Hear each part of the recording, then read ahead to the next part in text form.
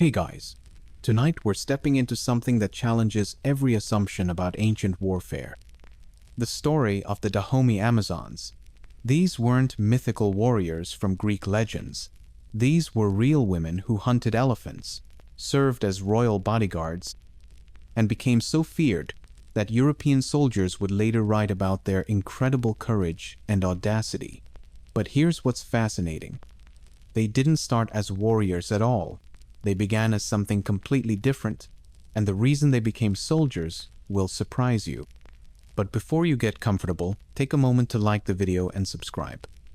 But only if you genuinely enjoy the videos I'm putting out, and let me know in the comments where you're tuning in from and what time it is for you. Now dim the lights, get comfortable, and let's discover why these women became legends. Most people think warriors are born from battlefield necessity. But the Dahomey Amazons began their legendary journey doing something completely different, hunting the largest land animals on Earth. Not ceremonial hunts where royalty took symbolic shots at tethered deer, but actual life or death encounters, with creatures that could turn you into paste without breaking stride. Picture this. King Hueg-Badja, ruling from 1645 to 1685, decides his kingdom needs elephant hunters. Not because elephants were convenient targets, mind you, but because they were walking treasure chests with tusks worth more than most people's houses. So he creates the Gebeto, an all-female corps whose job description essentially read, "Go find enormous animals that weigh as much as small buildings and convince them to die." The pay was probably excellent, assuming you survived to collect it. These weren't your typical hunting expeditions. You couldn't exactly sneak up on an elephant in the West African forest and whisper, "Surprise." Elephants hear your footsteps from a mile away, smell your breakfast from 2 miles away, and remember your face for decades if you annoy them. The Gebeto had to become masters of reading signs that would make modern forensic investigators weep with envy. Broken branches at specific heights, particular types of dung consistency, the precise angle of trampled grass that indicated whether an elephant was angry, hungry, or just having a bad day. The tracking process was essentially a slow-motion chess game where one wrong move meant becoming an elephant pancake. You learn to read terrain like a book because elephants don't just wander randomly. They follow ancient paths, visit specific watering holes, and have social schedules more complex than most royal courts. The Gebeto developed hand signals that could communicate massive bull elephant behind that tree, probably in a mood, without making a sound louder than falling leaves. But here's where it gets properly ridiculous. Once you found your elephant, you had to kill it with spears. Not from a safe distance, mind you, but close enough to smell its breath and wonder about your life choices. Elephants don't politely stand still while you figure out their anatomy. They charge at speeds that would make medieval horses jealous, swinging tusks that could split trees and probably your entire extended family. The Gebeto learned to maintain perfect formation even when tons of angry elephants barreled toward them. No hesitation allowed. Hesitation meant death, and not the quick kind. You couldn't break ranks when your teammate needed you to hold position so she could get the killing angle. You couldn't flinch when elephant blood splattered across your face, because flinching meant everyone died. This wasn't courage so much as learned indifference to your own mortality, which is a remarkably useful skill set. Think about the psychology required here. Most people struggle to kill spiders in their bathtubs. These women mastered the art of staying calm, while creatures, the size of modern automobiles, tried to murder them. They developed the ability to function when every human instinct screamed to run, hide, or preferably both simultaneously. The coordination required was absurd. Modern military units spend months learning to work together under pressure. The Gebeto had to coordinate perfectly while dodging death by trampling, and they had to do it silently because elephants are surprisingly good listeners. One poorly timed movement meant your entire team became elephant food, which is probably not how anyone planned to end their Tuesday. Each successful hunt reinforced lessons that would prove invaluable later. Reading animal behavior translated perfectly to reading human behavior in combat. The patience required to track elephants for days developed focus that could maintain attention during hour-long battles. The complete suppression of fear responses while facing charging elephants made facing charging humans seem almost relaxing by comparison. These women had essentially conquered fear itself before they ever held a weapon against human enemies. They'd learned to function when death was not just possible but statistically probable, and they'd done it as a team where everyone's survival depended on everyone else's performance. The royal court noticed these skills, and soon the Gubeto's expertise in tactical thinking and supernatural fearlessness would catch the attention of people with much larger ambitions than elephant hunting. The transformation from elephant hunters to elite warriors wasn't about ambition. It was about the kingdom of Dahomey facing an existential crisis that demanded desperate solutions. By 1730, Dahomey found itself in the daunting position of being a tributary state under the Oyo Empire, which is basically like being the little brother who gets his lunch money taken every day, except the lunch money was actual people, and the bullies had armies. The Oyo Empire had a simple arrangement with Dahomey from 1730 to 1823. Pay tribute in male slaves or face complete destruction. Not exactly the kind of relationship you describe as mutually beneficial, unless you happen to be Oyo. Every year, healthy young men from Dahomey were marched off as tribute payments, creating what you might call a demographic nightmare. It's hard to maintain a kingdom when your population keeps walking away in chains. But here's where the mathematics get truly absurd. Tribute, warfare casualties, and slave raiding drained their male population through what amounted to a systematic hemorrhaging of fighting-age men. The kingdom was essentially running a going-out-of-business sale on its own male population. King Agaja, ruling from 1708 to 1740, found himself in the unenviable position of trying to expand his kingdom while his traditional warrior base was shrinking faster than a wool sweater in hot water. His conquest of Alada and Ouida brought wealth and territory, but also intensified conflicts that consumed even more men. It's like winning the lottery and then discovering you have to pay taxes in blood.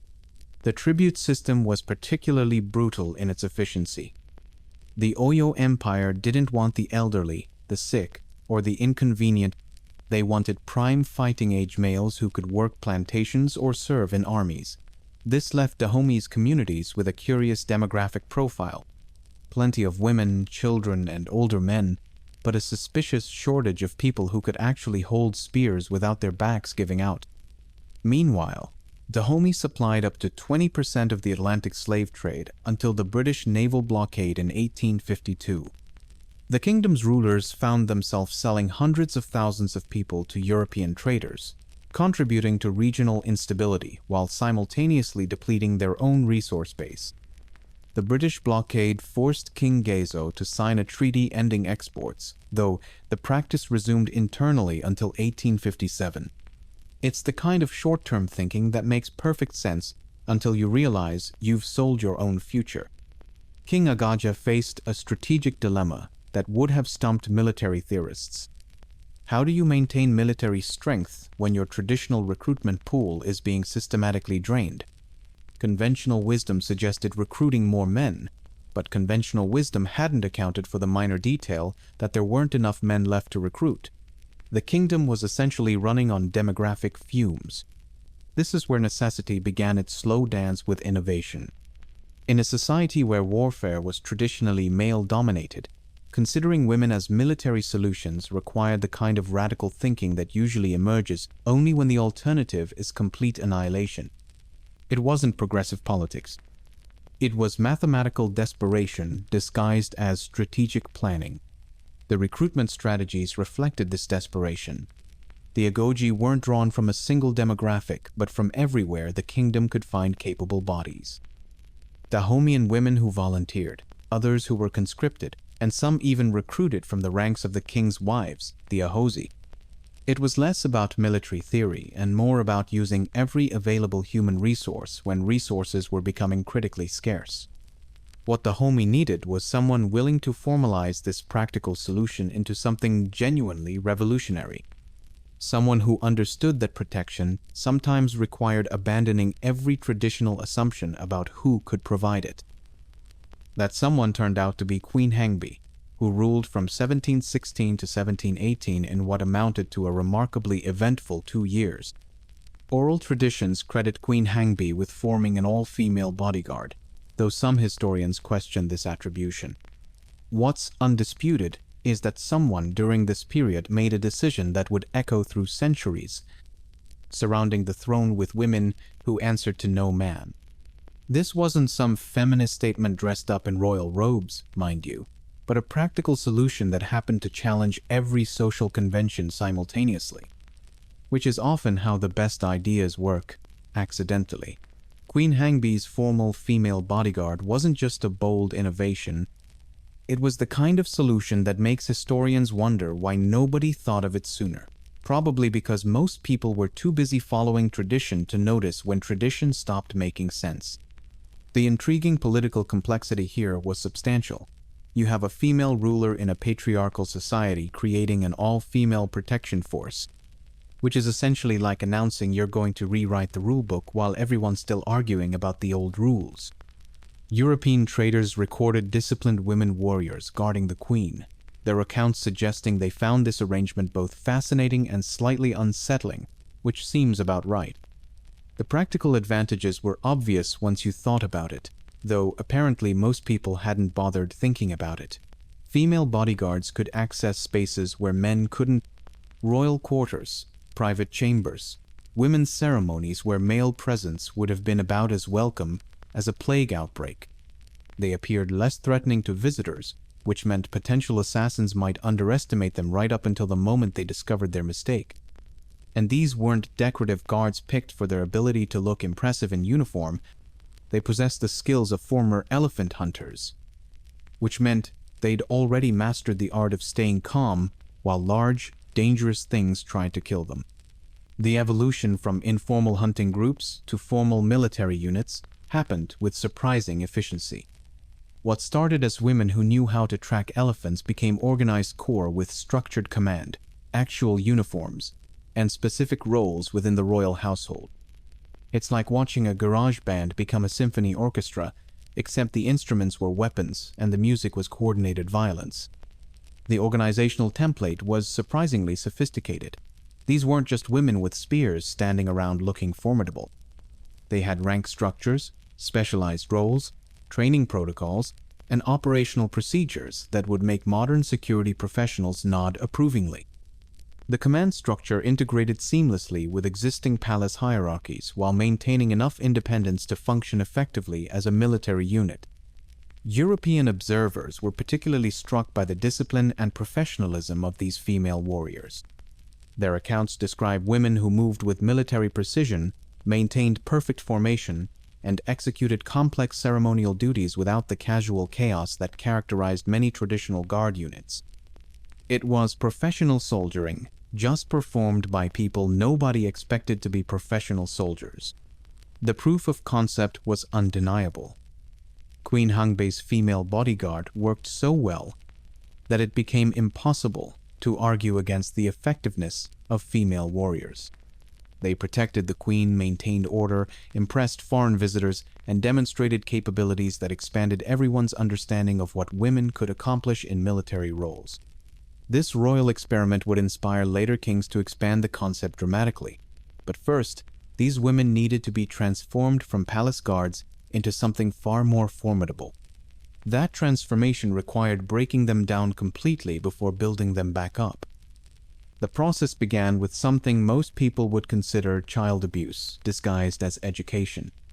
You might imagine warrior training as learning sword techniques and battle formations, but the Agogi's preparation focused on something far more fundamental: learning to feel nothing.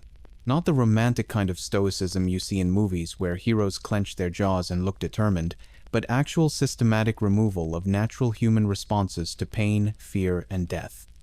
The training began with girls as young as 8, which seems charming until you realize these weren't summer camps with arts and crafts. The physical conditioning started with running barefoot across fields of thorns, because apparently regular running was too comfortable for future warriors. The thorns weren't decorative. They were West African acacia thorns, which are roughly equivalent to stepping on nature's collection of tiny knives. Then came wall climbing, but not the kind with helpful handholds and safety equipment. These walls were embedded with sharp objects, turning what should have been a basic exercise into a full contact negotiation with learning to ignore pain. The weapon training followed the same philosophy. They fought with wooden weapons until their hands developed calluses thick enough to grip weapons regardless of minor inconveniences like torn skin. This wasn't about learning proper technique so much as learning to function when your body was screaming complaints that you'd learned to ignore. The survival training included learning to go without food, water, and sleep while maintaining combat readiness and mental clarity. This is considerably more challenging than it sounds, since most people become irritable when they miss lunch, let alone when they're systematically deprived of basic human needs. The Agoji learned to fight effectively while their bodies were running on empty, which is roughly like expecting your car to perform well without gas, oil, or a functioning engine. The psychological conditioning was where things got properly intense. The training was designed to eliminate fear, hesitation, and emotional attachment, qualities that normal humans consider essential for mental health but warriors consider fatal flaws. They trained to function under conditions that broke most soldiers' morale, learning that fear keeps you alive in civilian life but gets you killed in combat. That hesitation is perfectly reasonable when making dinner plans, but disastrous when someone's trying to stab you. The training grounds echoed with sounds that became the soundtrack of their conditioning. Wooden weapons clacking against each other in rhythmic patterns, feet pounding on packed earth that had been trampled by thousands of previous trainees. Instructors shouting commands that started as instructions and ended as reflexes. The commands became second nature, because hesitating to understand an order meant failing to execute it quickly enough to survive. The Agoji learned to storm acacia thorn defenses during military exercises, which is essentially practicing how to charge through natural barbed wire without slowing down. Some accounts suggest they participated in prisoner executions, which sounds like practical training in overcoming natural reluctance to kill humans. Discipline was woven into every aspect of their preparation, not as a philosophical concept, but as a survival requirement. Armed with new skills and unbreakable minds, they became Dahomey's shock troops. But their transformation from elephant hunters to elite warriors came with a price that would define every aspect of their existence. The Agoji held one of the most contradictory positions in history. They were simultaneously the most powerful women in the kingdom and the most restricted. It's like being given a company credit card with unlimited spending power, but only being allowed to shop at one store that sells military equipment and existential dread. They were officially married to the king, which sounds romantic until you realize this marriage came with a strict no-touching policy and a complete ban on actual human relationships. This wasn't some quaint cultural quirk designed to make anthropologists scratch their heads centuries later. The restriction was strategic design at its most ruthless, removing personal attachments that could compromise their absolute loyalty to the kingdom. Think of it as emotional asset management, where the assets were human feelings and the management involved systematically eliminating them. Love, family bonds, romantic relationships, these were considered security vulnerabilities that needed patching. Daily life for the Agoji meant living in communal barracks that were essentially military dormitories with all the charm of a monastery run by drill sergeants. No private property, because personal possessions might create individual desires that competed with collective duty. No family obligations, because mothers tend to prioritize their children over abstract political concepts like national security. No personal relationships outside the military structure, because friendship with civilians might create conflicting loyalties during times when the kingdom required unpleasant decisions. This social isolation created something fascinating: intense bonds within the Agoji units that made them more cohesive and loyal than traditional family-based military structures. When you can't have a normal family, your unit becomes your family. When you can't own personal property, your fellow warriors become your only source of emotional investment. It's like being in the world's most exclusive sorority, except membership requirements included mastering 17 different ways to kill people with farming implements. The elevated status in other areas partially compensated for these restrictions. The Agoji held voices in the Grand Council, Dahomey's primary decision-making body, where they participated in debates and policy decisions with the same authority as male officials. They wielded considerable influence over matters of war, peace, and general governance, which meant they were essentially part-time warriors and part-time political advisors. It's a career combination that modern job counselors would find difficult to categorize. Their public status reflected this unique position. When the Agoji ventured out, they were accompanied by servants who walked ahead ringing bells, serving notice that a woman warrior was approaching. People were expected to move aside, and men were supposed to avert their eyes, demonstrating the respect and fear they commanded. It's like having your own personal traffic control system, except instead of managing vehicles, you're managing people's eye contact preferences. The emotional complexity of this arrangement was extraordinary. These women sacrificed traditional female roles, marriage, motherhood, domestic life, for unprecedented political and military power in their society. They traded personal fulfillment for public influence, intimate relationships for political authority, family connections for military brotherhood. It's the kind of bargain that sounds reasonable in theory but probably felt complicated during quiet moments when the adrenaline wore off. These restrictions and privileges created warriors whose primary identity was their service to Dahomey. They didn't just work for the kingdom, they were the kingdom, in a very real sense. Their personal interests had been systematically replaced with national interests, their individual desires subordinated to collective goals. It's like being a human embodiment of state policy, which is either the ultimate honor or the ultimate sacrifice, depending on your perspective. The social restrictions weren't limitations but the foundation of their strength. They belonged completely to the kingdom, and nothing else could divide their loyalty. No husband could ask them to choose between family and duty. No children could guilt them into avoiding dangerous missions. No personal relationships could compromise their willingness to make brutal decisions when those decisions served Dahomey's interests. This absolute dedication translated into their battlefield presence, where enemies would discover that fighting the Agoji meant facing opponents who had no personal reasons to preserve their own lives beyond completing their military objectives. French Foreign Legion soldiers had fought across Africa and Europe, but nothing prepared them for warriors who charged modern rifles with clubs and showed no fear of death. These were professional soldiers who'd seen combat from Algeria to Indochina, men who understood warfare as a rational enterprise with predictable rules about casualties, retreat, and self-preservation. The Agoji operated according to completely different principles, which made for fascinating military encounters if you enjoyed watching established doctrine crumble in real time.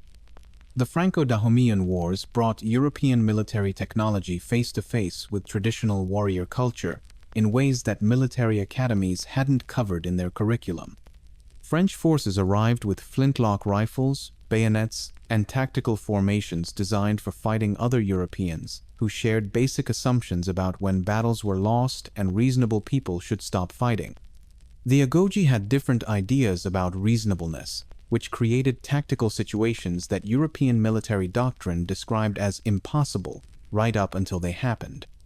The contrast between modern European warfare expectations and reality became apparent immediately. European armies operated on mathematical principles, calculate casualties, assess strategic position, make rational decisions about continuation or withdrawal. The Agoji ignored conventional casualty thresholds, fighting on when others would have surrendered. They simply didn't accept that modern weapons created different rules about how battles should be conducted. The First Franco-Dahomean War demonstrated this disconnect perfectly. At the Battle of Cotonou, 129 Dahomean fighters, including substantial numbers of Agoji, charged French lines and engaged in hand-to-hand combat despite facing superior firepower. This wasn't tactical brilliance so much as tactical incomprehension. The French had rifles. The Agoji had clubs, and an absolute conviction that rifles were just another obstacle to overcome through superior determination. French soldier accounts describe the incredible courage and audacity of their female opponents who fought to the death without retreating. These weren't romantic exaggerations written for impressed audiences back home, but practical military observations from professional soldiers trying to understand what they'd encountered. The Agoji didn't retreat when their positions became untenable, didn't surrender when capture seemed preferable to death, didn't show the normal human responses to overwhelming force that European military planning relied upon. The tactical shock of encountering warriors who didn't respond to casualties the way traditional armies did created combat scenarios that resembled controlled chaos more than organized warfare. The Agoji's training in indifference to pain and death created combat situations that European military doctrine simply hadn't anticipated. Their conditioning meant they continued fighting effectively while wounded, maintained unit cohesion despite catastrophic casualties, and pursued tactical objectives even when those objectives had become strategically meaningless. The Second Franco-Dahomeyan War saw special units of Agoji assigned to target French officers, demonstrating tactical adaptation, but the Battle of Adagon on October 6, 1892, proved devastating. After a French bayonet charge, 417 of the Agoji Corps were lost in hand-to-hand combat. How did warriors trained for elephant hunts fare against steel bayonets? The answer was tragic. The bulk of their military effectiveness ended in a single afternoon of concentrated violence. Even in defeat, the Agoji earned the grudging respect of professional soldiers who recognized something extraordinary in their opponents. French forces, though victorious, documented their experiences with obvious admiration for warriors who'd fought according to principles that transcended rational military calculation. Their accounts reveal soldiers who understood they'd encountered something genuinely exceptional, even as they'd been compelled to destroy it. The survivors would carry forward memories of this extraordinary tradition into a world that no longer had place for their particular skills. Nawi, who claimed to have fought in 1892, died in November 1979, aged over a century. She was the last living link to one of history's most extraordinary military forces, which is a remarkable way to end a century, carrying memories of elephant hunts and French bayonets while watching the world transform into something completely unrecognizable. Nawi had bridged two entirely different universes, one where women warriors struck fear across West Africa, and another where that seemed like ancient mythology that nobody quite believed anymore. The aftermath of the Agoji's disbandment in 1894 created what you might call a unique employment crisis. These women had spent their entire adult lives mastering skills that suddenly became completely useless. Tactical formation fighting, psychological conditioning for combat, and an impressive ability to ignore physical pain. The French protectorate had precisely 0 job openings for former elephant hunters, who could kill people 17 different ways with farming implements. Research tracing the lives of nearly 24 former warriors revealed the considerable difficulty they faced transitioning from elite warrior status to ordinary civilian life, since society had no established protocols for integrating former female soldiers into domestic routines. Some survivors married and had children, while others remained single, many struggling to find roles that provided the sense of purpose and pride they had known as warriors. They displayed behaviors that frightened their neighbors, such as starting fights or arguments, which seems reasonable given that their previous career involved systematic training in intimidation and violence. But here's where things get interesting. Oral traditions say some may have defied the ban to target colonial officers, remaining in Dahomey secretly as a form of continued resistance. This sounds like the kind of story that gets embellished over time, except the French seemed genuinely nervous about unexplained deaths among their administrative staff. Apparently, disbanding an elite warrior force doesn't automatically eliminate their capacity for creative problem-solving when they disagree with new management policies. Between 1934 and 1942, British travelers documented their encounters with former Agoji, then elderly women who had integrated into civilian life by spinning cotton or idling in courtyards. These accounts offer glimpses into warriors who traded spears for spinning wheels, which must have felt like a career change of extraordinary proportions. Imagine explaining to someone that you used to hunt elephants professionally, but now your primary occupation involves sitting quietly and making thread from plants. Nawi's long life served as a bridge between the warrior past and the colonial present, carrying memories of a time when women could be feared across West Africa. In a 1978 interview conducted in the village of Kinta, she remembered when being female didn't preclude being terrifying, which was probably a comforting thought during decades when women's options had become considerably more restricted. Their memory lived on in parades, dances, and centuries later, on film screens. The Agoji's legacy significantly influenced modern cultural depictions, from Marvel's Dora Milaje to the 2022 film The Woman King. These portrayals help challenge assumptions about gender, warfare, and what women are capable of achieving, though they tend to be considerably more glamorous than the historical reality of running barefoot across thornfields until your feet stopped caring about sharp objects. The Dahomey Amazons weren't just exceptional warriors. They were proof that the most powerful human qualities transcend every assumption we make about gender and capability. Their story challenges us to reconsider what we think we know about strength, courage, and the potential that exists when societies dare to look beyond traditional limitations, which is considerably more uncomfortable than simply admiring their fighting skills from a safe historical distance. These women demonstrate that military prowess has nothing to do with gender, a concept that challenged the norms of their time and continues making people squirm today. They started as elephant hunters and became legends because their world needed them to be more than anyone thought possible. Sometimes the most extraordinary people in history are those who began as something completely ordinary, then discovered circumstances required them to redefine what ordinary meant.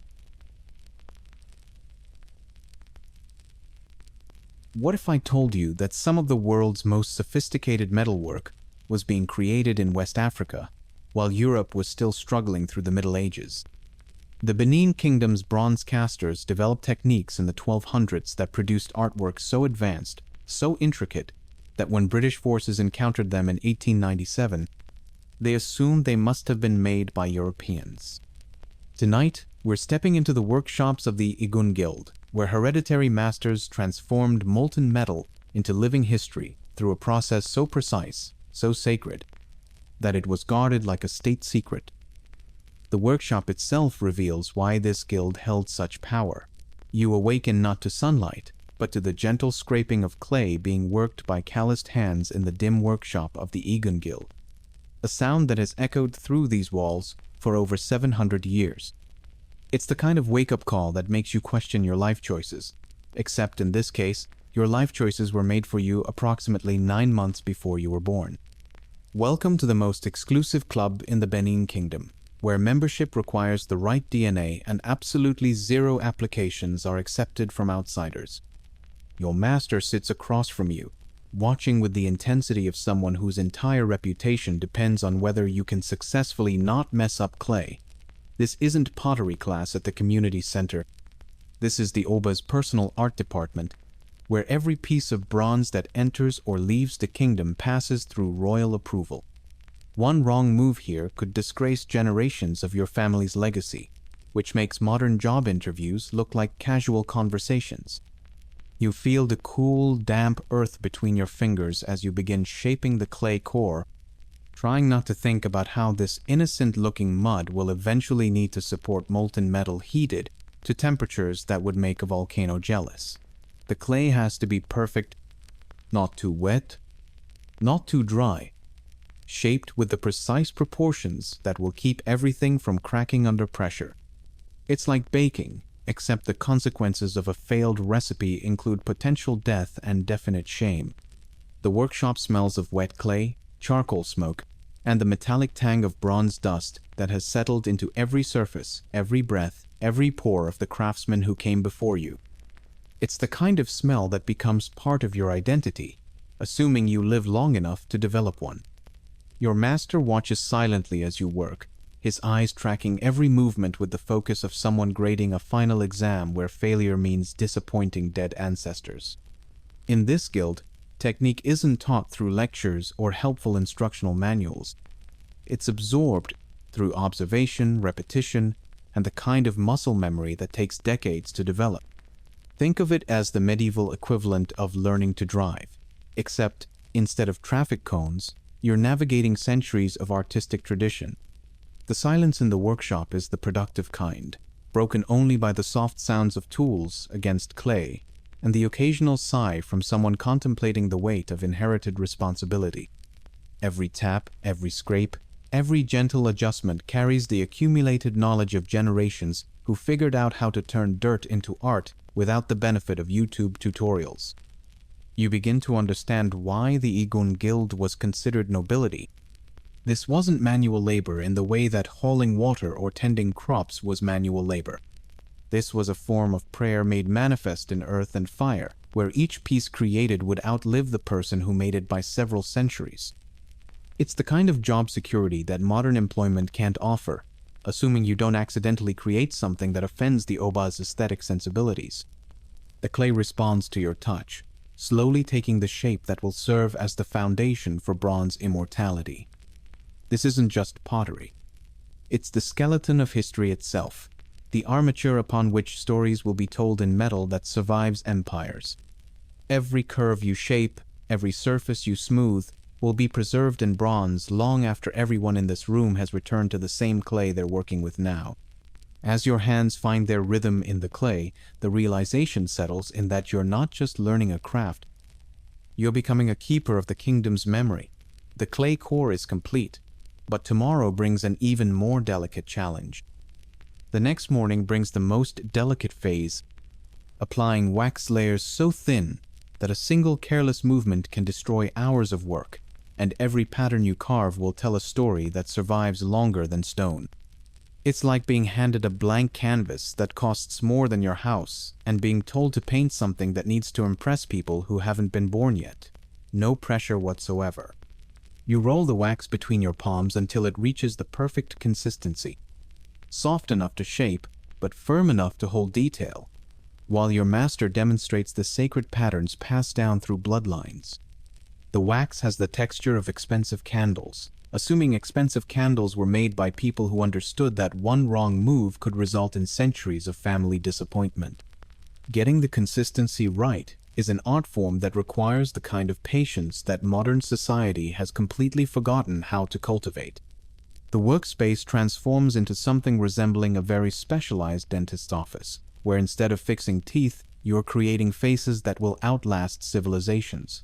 Your tools are simple: a cow bone carved to precise specifications, various wooden implements, and fingers that have been trained to work with the delicacy of a surgeon performing brain surgery on a soap bubble. The ebeame motif emerges under your careful hands, the river leaf design that will frame royal portraits and historical scenes, each leaf representing the flowing continuity of the kingdom's power. These aren't just decorative elements. They're political statements rendered in wax, visual poetry that communicates the eternal nature of royal authority to anyone who understands the symbolism. The leaves also held spiritual significance for priestesses of Olokun, the god of the sea, adding layers of meaning that would make a literature professor weep with joy. Every mark you make in the wax carries meaning that extends far beyond simple decoration. The positioning of figures reflects court hierarchy with the precision of a medieval organizational chart, where being placed slightly to the left could indicate either honor or subtle political disfavor. The size of heads indicates importance, because apparently size really did matter in the artistic representation of medieval African royalty. Background patterns invoke spiritual protection for the subjects depicted, turning each bronze into a combination artwork and talisman. Your fingers learn to work almost independently, guided by generations of inherited knowledge that flows through your hands like muscle memory passed down through DNA. The raised lines you carve will become bronze relief depicting warriors in battle dress, court officials in ceremonial regalia, and the Oba himself in divine majesty. Each figure emerges from the wax with the kind of detail that makes you realize why this guild was considered the pinnacle of artistic achievement. The concentration required borders on spiritual trance, where the boundary between craftsman and artwork begins to blur into something approaching meditation.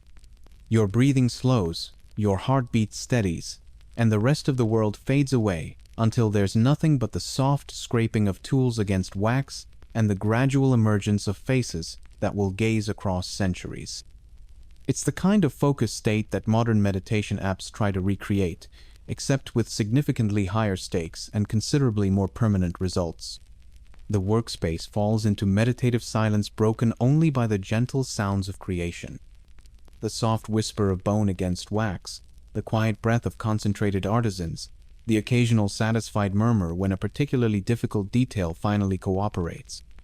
This phase requires the kind of mental discipline that transforms craft into prayer, where each movement becomes an act of devotion to ancestors, royalty, and the continuation of cultural memory. As the final wax details take shape under your increasingly confident hands, you begin to understand why each piece was considered a form of prayer. You're not just creating art, you're channeling the kingdom's soul into a medium that will outlast flesh, stone, and the empires that might one day conquer this land. The wax model represents the transformation of temporary material into permanent memory, where your skill becomes the bridge between the mortal and the eternal.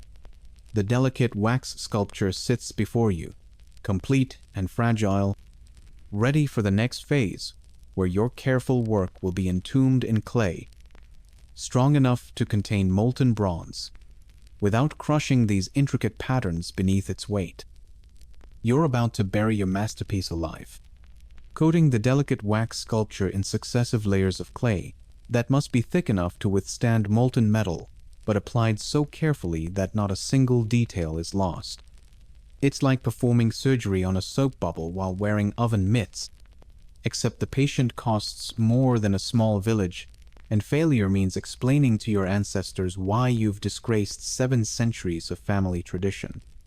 The clay investment process is where artistry meets engineering, because this mold must be strong enough to contain bronze heated to temperatures that could melt copper coins, while preserving every microscopic detail you've carved in wax. Apply the clay too thick and you'll crush delicate features like sitting on a wedding cake.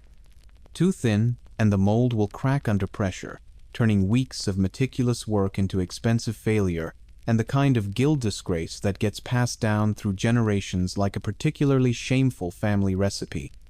The balance required is so precise that it makes tightrope walking look like a leisurely stroll through a meadow. The first layer goes on like skin, a thin slip of fine clay mixed with organic materials that flows into every crevice of your wax model, capturing details so minute they'll still be visible when your great-great-grandchildren are complaining about their own jobs. This initial coat has the consistency of cream that's been thinking about becoming cheese, and it must be applied with the delicacy of someone diffusing a bomb made of historical significance.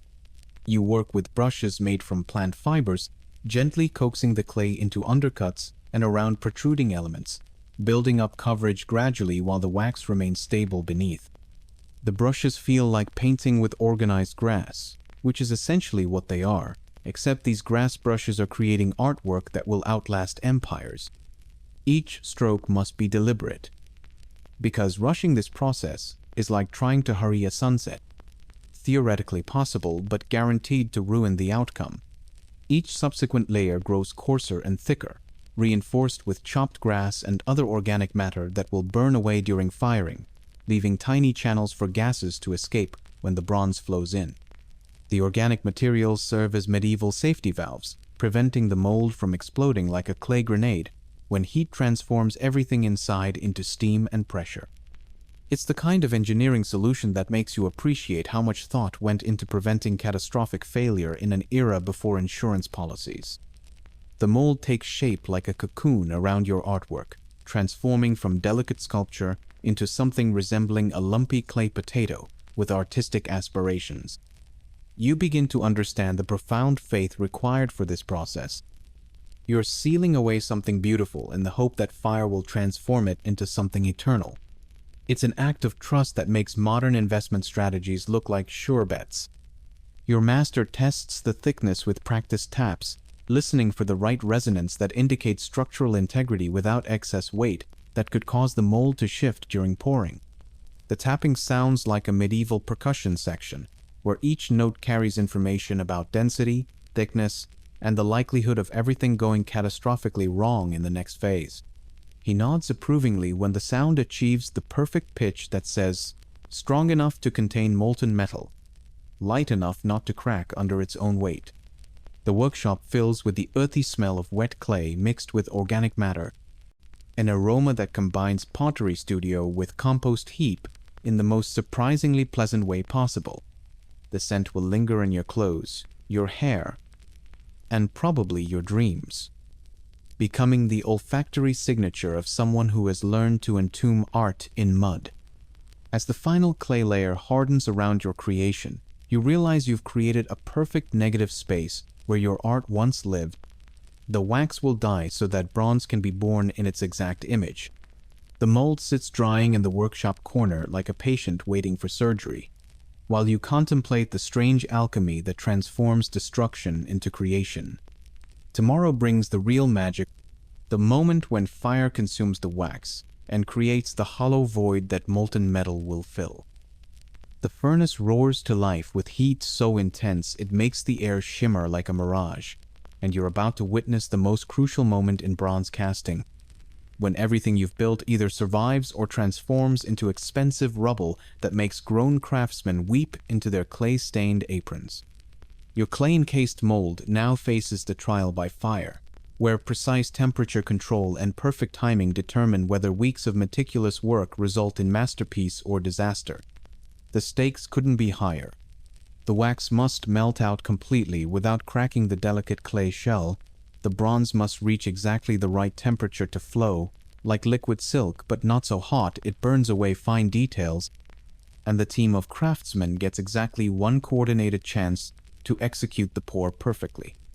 This isn't a solo performance. It's an orchestrated effort where master and apprentices work in synchronized precision, each person responsible for a critical element of the process. The mold goes into the furnace first, positioned with careful precision. The channels you've carved must allow the melting wax to drain out completely through prepared pathways, leaving behind the perfect hollow negative of your sculpture. Small organic inclusions burn away, preventing crack-forming steam pressure that could destroy everything. You watch through the furnace opening as the wax begins to drain from the clay shell through the channels, flowing away like liquid sacrifice. The sight is both beautiful and terrifying. Centuries of accumulated knowledge telling you exactly when the cavity is clear and ready for metal, while your nervous system reminds you that everything could still go catastrophically wrong. The wax burns away completely, leaving behind the hollow space where your artwork used to live. The bronze ingots glow white-hot in their crucible, transforming from solid metal into liquid fire that moves like honey but burns with the intensity of concentrated sunlight. This is the moment that separates master craftsmen from apprentices, where theoretical knowledge meets the reality of handling molten metal that could melt copper coins and permanently rearrange your facial features. The crucible glows like a small sun trapped in clay, radiating heat that makes the workshop feel like the inside of a bread oven designed by someone with anger management issues. Your hands shake slightly as you help the team pour the molten bronze, because this coordinated action will either vindicate months of careful work or reveal every flaw in technique with unforgiving precision. The pouring requires steady hands, perfect timing, and the kind of coordination that comes from years of practice working together as a unit. The bronze flows like liquid light, beautiful and terrifying in equal measure. The metal flows into the mold with a sound like distant thunder mixed with ancient magic, filling every microscopic detail you carved in wax weeks ago. The heat radiating from the clay makes the air dance with possibility and terror, creating thermal currents that blur vision and test faith. You can hear the bronze settling into every crevice, every carefully carved line, transforming negative space into positive metal with alchemy that still feels like sorcery. The workshop fills with the metallic scent of hot bronze mixed with burning clay, an aroma that becomes the signature smell of transformation. As the bronze cools and contracts within its clay prison, you begin to understand why the Igun Guild commanded such respect throughout the kingdom. This flow of liquid bronze embodies centuries of perfected craft, and now only time will reveal whether your work has captured not just image, but the very soul of your subject. The moment of truth arrives with a hammer in your trembling hands. You're about to destroy the clay shell that protected your work, knowing that what emerges will either justify your place in the guild or expose you as unworthy of your ancestors' legacy. After hours of cooling overnight, your bronze lies hidden within its clay cocoon, and the only way to discover success or failure is to systematically break away the investment that protected it during casting. You start with gentle taps, working systematically from the base upward, because rushing this moment could damage surface details that survive the casting process but remain vulnerable to careless tools. Each strike is carefully measured against the possibility of destroying weeks of work with one enthusiastic blow. Every chip of clay that falls away reveals more of your work's fate. Will the bronze have captured every detail, or will you find gaps, bubbles, or the dreaded incomplete fill that marks a failed casting and a failed craftsman? The first glimpse of bronze appears, a gleaming edge that catches the workshop light and reflects it back with the warm glow that made these sculptures legendary across continents. It's the kind of golden gleam that makes you understand why people have fought wars over shiny objects.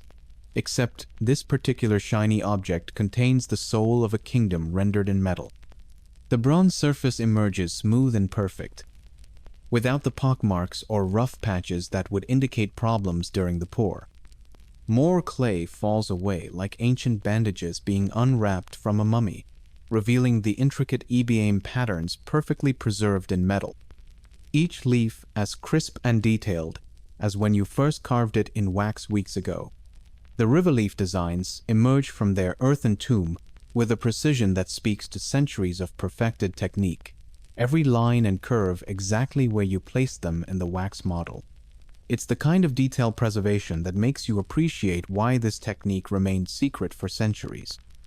Your master nods approvingly as facial features emerge from their clay prison, eyes that seem to gaze across centuries, lips that appear ready to speak the wisdom of ancient kings, ceremonial scarification rendered with microscopic precision. The face that emerges isn't just a representation but a presence, carrying the weight of royal authority even in metal form. The bronze captures not just physical features but something approaching personality, the kind of artistic achievement that transforms craft into something bordering on magic. The bronze head that emerges isn't just a sculpture. It's a time machine, a historical document, a piece of the kingdom's soul made manifest in metal that will outlast empires and survive conquests. Every detail speaks to the mastery of the lost wax technique, from the perfectly rendered facial features to the intricate background patterns that frame the royal portrait. The weight of the bronze in your hands carries the accumulated knowledge of generations, proof that your training has been successful. As the last clay fragments fall away, you hold in your hands proof that the Igun Guild's reputation was earned through centuries of achieving the impossible, transforming metal into memory. The bronze gleams with the satisfaction of a job completed perfectly, every surface smooth and detailed, ready for the final filing and polishing that will bring out its full luster. But this finished piece won't simply join a collection of beautiful objects gathering dust in some royal storage room. These bronzes are visual histories, recording events, rulers, and rituals in durable metal that outlasts any written chronicle. Each piece carried enormous responsibility that would make modern journalists nervous. Inaccurate portrayal could be seen as political subversion, while masterful execution elevated both the subject and the artist to legendary status. Each plaque conveyed rank and memory to all who entered the palace, communicating the kingdom's power structure through carefully arranged bronze figures. The bronze heads you've learned to create serve as focal points for ancestral altars, where the spirits of deceased Obas continue to guide the kingdom through their metal representations. These aren't just sculptures, they're spiritual telephones, connecting the living with the dead through the medium of expertly cast bronze. The heads also served as bases for engraved elephant tusks, creating multimedia art installations that would make modern museum curators weep with envy. Palace walls display hundreds of plaques depicting court ceremonies, military victories, and diplomatic encounters. A bronze newspaper that records the kingdom's achievements for posterity. The plaques function as visual journalism, documenting everything from royal weddings to successful military campaigns with the kind of detail that makes written records look like rough sketches. You begin to understand the true weight of your craft when you see how courtiers study the bronze plaques to understand proper protocol, how visiting dignitaries read the kingdom's power in the quality of metalwork, how future generations will judge this era by what you create today. Your bronze becomes a textbook, a status symbol, and a historical archive, all rolled into one. The quality of the casting tells foreign ambassadors more about the kingdom's capabilities than any diplomatic speech could convey. The hierarchical arrangement of figures in your bronzes isn't artistic choice, but historical documentation. The size and positioning of each person reflects their actual status in court, creating an accurate record of political relationships. It's like creating an organizational chart, except instead of boring boxes and lines, you're using beautiful bronze figures arranged according to medieval power dynamics. The bigger the figure, the more important the person, because apparently size really did matter in Bronze Age status representation. Warriors depicted in your plaques wear authentic armor and carry real weapons, because these bronzes serve as military records showing the evolution of the kingdom's martial technology and tactics. Every spear point, every shield design, every piece of armor is documented with the precision of a military historian who happens to work in molten metal. Future generals will study these bronzes to understand how warfare evolved, making your art studio a combination museum and military academy. Your bronze becomes part of a multimedia historical archive that rivals any library. Several thousand known pieces that preserve the kingdom's memory, with an accuracy and permanence that written records could never match. Paper can burn, ink can fade, but bronze endures with the stubborn persistence of well-crafted metal. The archive spans centuries, creating a visual timeline that connects past to future through the medium of artistry. The true genius of the Benin Bronze tradition reveals itself as you step back to observe your completed work. You haven't just learned metalworking, you've become a historian, journalist, and archivist whose medium happens to be molten metal rather than ink and paper. In repatriation debates today, these living records are finally returning home, but for now, your workshop continues its ancient rhythm, unaware that change approaches with the sound of foreign boots. February 1897 brings the sound you've dreaded. British boots marching through the palace corridors where your bronzes have stood for centuries, and you're about to witness the moment when 700 years of artistic achievement becomes the spoils of colonial conquest. It's like watching someone use priceless manuscripts as kindling, except the manuscripts are made of bronze and took generations to create. The Benin expedition arrives with overwhelming firepower and a convenient justification about trade violations, but their real target isn't military victory. It's the bronze treasury that represents wealth beyond European imagination. Admiral Sir Harry Rawson leads forces equipped with modern weapons against a kingdom whose greatest military asset is artistic excellence. The British have been eyeing Benin's wealth for years, particularly the palm oil, cola nuts, ivory, and rubber that could fund their imperial ambitions. The expedition was framed as retaliation for an ambush, but it was really about establishing a British protectorate and gaining control of resources that made the kingdom prosperous enough to support centuries of bronze casting. You watch helplessly as British soldiers load bronze plaques into crates like military supplies, treating each piece with the care typically reserved for ammunition or camping equipment. The soldiers have no understanding that they're dismantling a historical archive more comprehensive than anything in European museums, reducing sophisticated documentation systems to inventory numbers. The bronze heads of your ancestors, pieces that took months to create and centuries to perfect, become items in a colonial accounting ledger, measured by weight and assigned estimated auction values like precious metals at a trading post. The irony cuts deeper than molten bronze. European observers initially assumed these sophisticated artworks must have been made by Portuguese craftsmen because their racial prejudices couldn't accept that African metallurgy had surpassed European techniques by centuries. Richard Burton, the British consul, had previously described Benin as a place of gratuitous barbarity which stinks of death, creating a narrative that helped justify colonization. The same Europeans who couldn't believe Africans possessed advanced casting techniques were now systematically stealing the evidence of that advancement. Your guild's workshop falls silent for the first time in 700 years, because without royal patronage and bronze supplies, the hereditary knowledge that defined your family's identity has nowhere to flow.